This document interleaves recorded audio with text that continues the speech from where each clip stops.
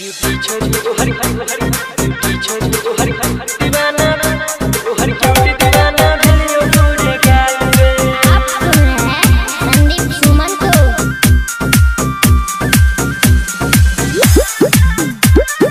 दिलियो पूरे गाल पे क्यूट दीवाना दिलियो पूरे गाल पे। तू देख के पागल भेल छ हमर हिरनी जैसन चाल पे।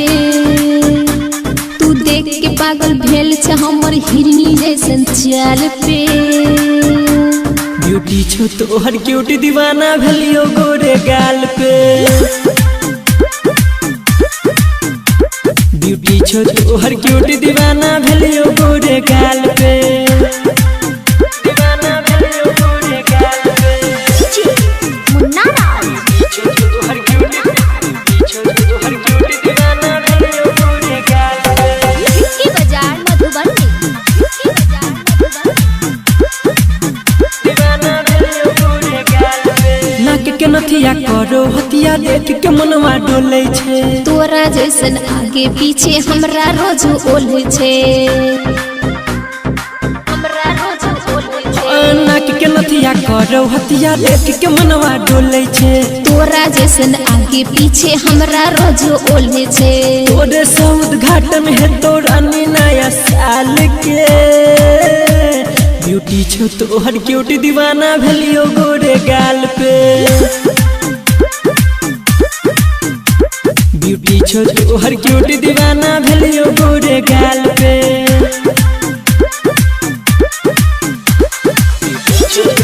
मुन्ना राज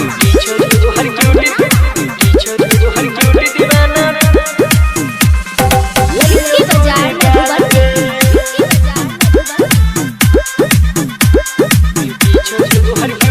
फिर ये नाने बोली तू ऊपर चढ़ के ने बात करे। लफुआ हमरा समझे साचे कहे छियो हमर हाथ धरे।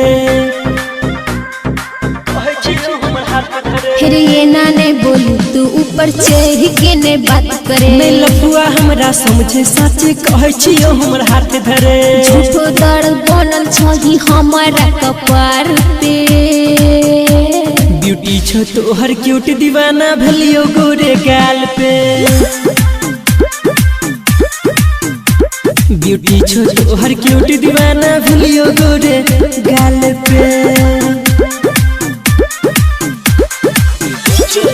मुन्ना राज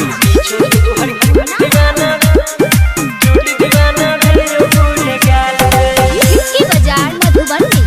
आप सुन रहे हैं संदीप सुमन को। राइटर BKC संदीप सुने करे ने ये ना छेड़खानी। कोई नहीं पूछतो गे रानी जब ढैल जतो तोर जवानी। अक्षय अभिमन्यु संदीप सुने करे ने ये ना छेड़खानी। कोई नहीं पूछतो गे रानी जब ढैल जतो तोर जवानी। कहे छ तोरा याती बात बुझे कोनो हाल पे।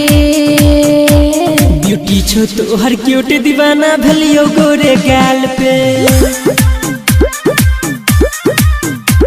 ब्यूटी छो तो हर क्यूट दीवाना भेलियो गोरे गाल पे।